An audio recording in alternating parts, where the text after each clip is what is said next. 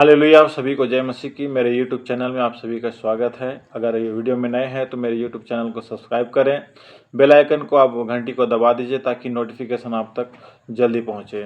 तो चलिए देरी ना करते हुए हम वचन में आगे बढ़ते हैं। आज हम दूसरा कुरिन्थी की पुस्तक उसका 8 अध्याय और 9 पद का हम खुलासा करेंगे। तो आइए पढ़ते हैं। वचन कहता है, तुम हमारे प्रभु यीशु मसीह का अनुग्रह जानते हो कि वह धनी होकर भी तुम्हारे लिए कंगाल बन गया ताकि उसके कंगाल हो जाने से तुम धनी हो जाओ। क्या कहता है? तुम हमारे प्रभु यीशु मसीह का अनुग्रह जानते हो। किसका अनुग्रह? हमारे प्रभु यीशु मसीह का अनुग्रह। जैसे कुछ पॉइंट है, हाईलाइट पॉइंट्स हैं। तुम हमारे प्रभु यीशु मसीह का अनुग्रह जानते हो। तो अनुग्रह किसका? प्रभु का। और धनी कौन था? तो हमारा प्रभु यीशु मसीह था, क्योंकि वो राजाओं का राजा है, वो प्रभुओं का प्रभु है, वो बादशाह है। तो वो निर्धन नहीं है, वो धनवान है, वो धनी राजा है। कंगाल कौन बना? तो कंगाल प्रभु बना, क्योंकि यहाँ पे लिखा है कि तुम्हारे लिए कंगाल बन गया। किसके लिए? तुम्हारे लिए। तुम जो मानव जाति हो, तुम जो विश्वास में हो, तुम जो अविश्वासी हो, सबके लिए प्रभु यीशु मसीह क्या बन गए? कंगाल बन गए। फिर धनी, धनी तुम्हें बना। नीचे लिखा है कि तुम धनी हो जाओ। कंगाल किस लिए बना? ताकि तुम धनी हो जाओ।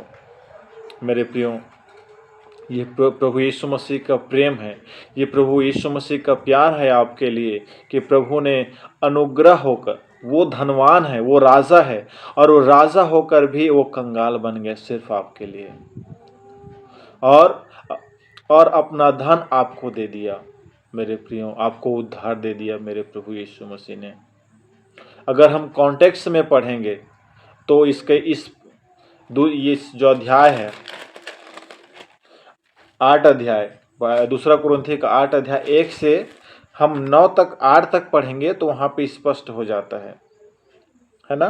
तो आप पढ़ लीजिएगा दूसरा कुरिन्थी की पुस्तक 8 अध्याय 1 से 8-9 तक। एक वचन देखते हैं, फिलिपियों की पुस्तक 2 अध्याय 6 और 7।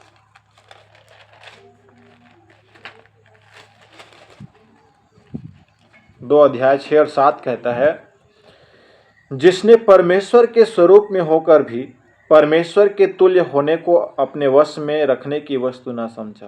क्या कहते हैं? वो परमेश्वर के स्वरूप में होकर भी, वो परमेश्वर होकर भी वो परमेश्वर के तुल्य अपने आप को नहीं समझा, या परमेश्वर उसने नहीं समझा अपने आप को, उसने अपने वश में रखने की वस्तु न समझा। वो परमेश्वर हो के भी उसने खुद को परमेश्वर नहीं कहा।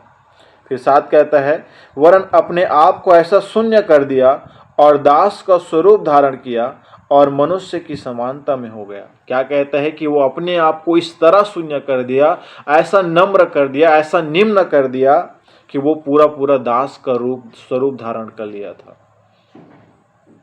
दास का स्वरूप धारण कर लिया था, मनुष्य की समानता में हो गया था। वो जो परमेश्वर है वो पूरा मनुष्य हो गया था।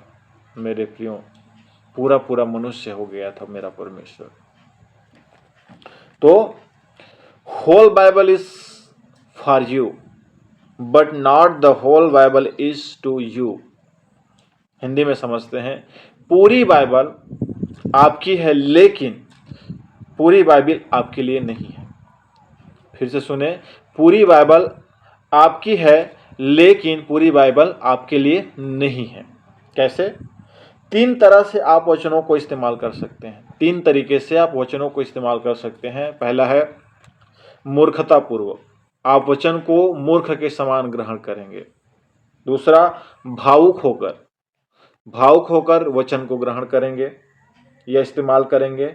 और तीसरा होता है कॉन्टेक्स्ट में, जैसा वचन कहता है, कट टू कट वचन कॉन्टेक्स्ट में, वैसा ही 3 तरीके से आप वचन का इस्तेमाल कर सकते हैं। तो मेरे प्रियो, इसमें जो 3 ऑप्शन जो दिए हैं, 3 में से आप तीसरे नंबर जो कॉन्टेक्स्ट में है वो इस्तेमाल करिए, तभी आप वचन में बने रह सकते हैं, या यीशु मसीह में बने रह सकते हैं, या वचन को अच्छे रीति से आप समझ सकते हैं। नहीं तो आप वचन को कभी नहीं समझ सकते। अगर कॉन्टेक्स्ट में वचन को नहीं समझेंगे तो आप वचन को नहीं समझ पाएंगे। ये था वचन का खुलासा की अनुग्रह यीशु मसीह ने दिया, वो हमारे लिए कंगाल हो गया। मेरे प्रियो, अगर वीडियो अच्छी लगी हो तो मेरे YouTube चैनल को सब्सक्राइब करें, शेयर करें, लाइक करें, कमेंट में आमीन जरूर लिखें।